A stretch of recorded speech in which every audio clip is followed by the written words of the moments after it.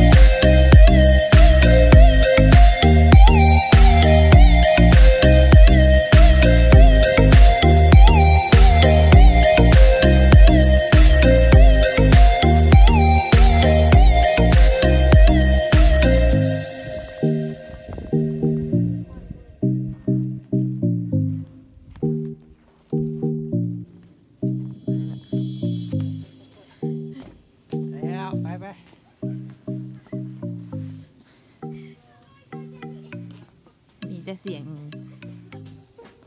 นางเอกประจำเฮาเงี้ยงะอยู่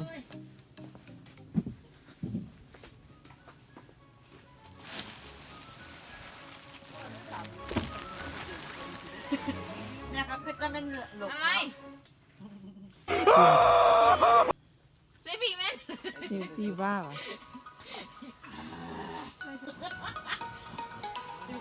ไม่ขอไม่ว่าขอมาไม่เบียดหรอกนางก็สั่งสบายคอมเมนต์แบบนี้บ้าง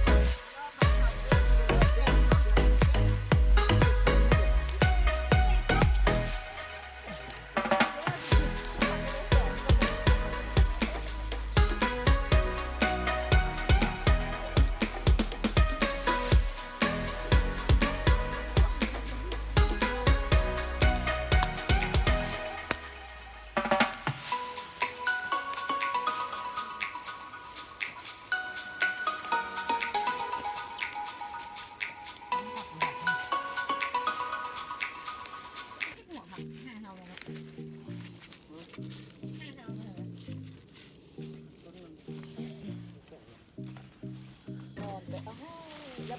แหละเป็นงอมๆอยู่ตกเนาะบ่ได้ตายเนาะ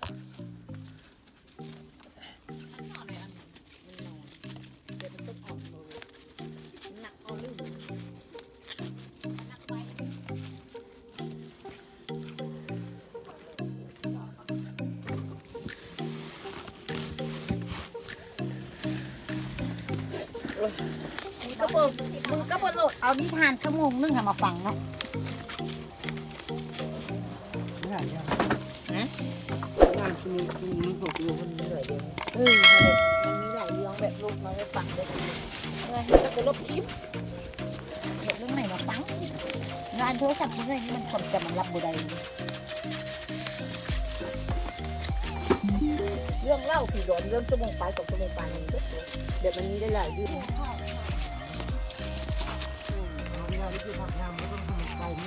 ในเขาก็ใจเลยนะครับ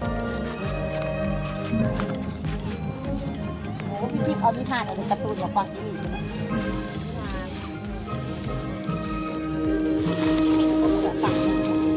คงเหลือแต่วันกะลีที่ด่าคนสุดท้อง ที่เพิ่งจะอายุได้ 18 ปีเมื่อไม่นานมานี้เอง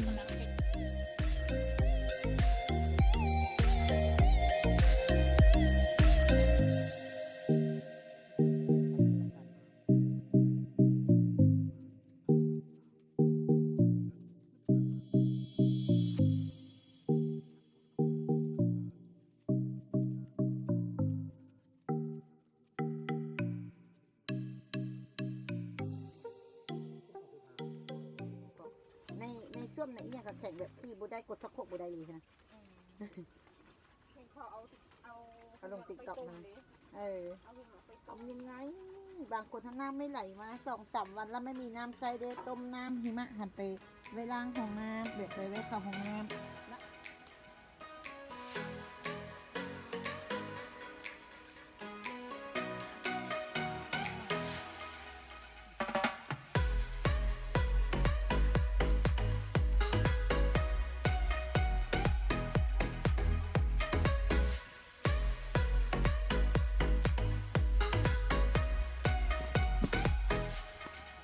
ต้องดีครับต้องเก็บกันต้องเก็บเองนั่นเอง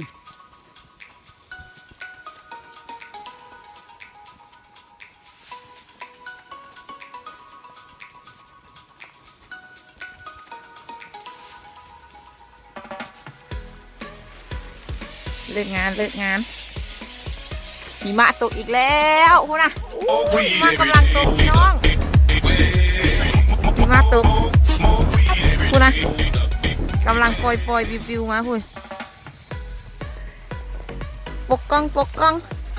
อุ้ยขานี้เขาขาดกับหิมะตกฮะ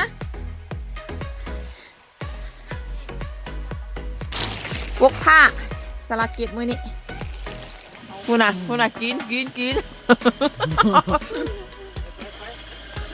เลิกงาน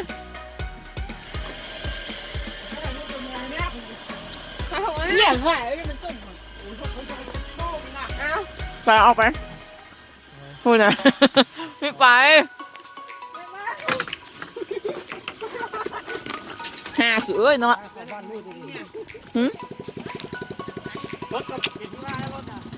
ฮะ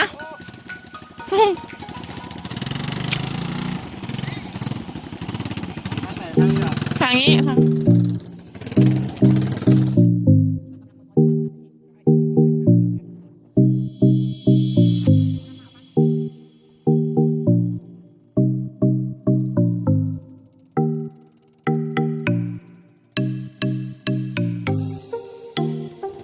บ้านเขาแล้ว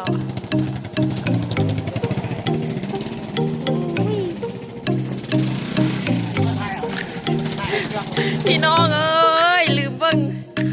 กูนะลืมเบิ้งอันนั้นว่าหิมะตกบ่มื้อนี้ว่าสั่นตะเครื่องอายมากู้เอาไว้พี่น้องมึงดูตะเครื่อง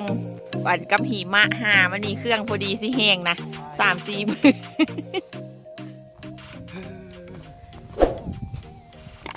เลิกงานกับมาเจอหิมะติดเวียกแต่ละมือกับจังซี่แหล้วพี่น้องเลยเอาเป็นยังไงก็ขอจบคลิปเพียงเท่านี้เนาะครับอัพชมคลิปครั้งต่อไปขอบใจไป It's caught in the crossfire. It's caught in the crossfire.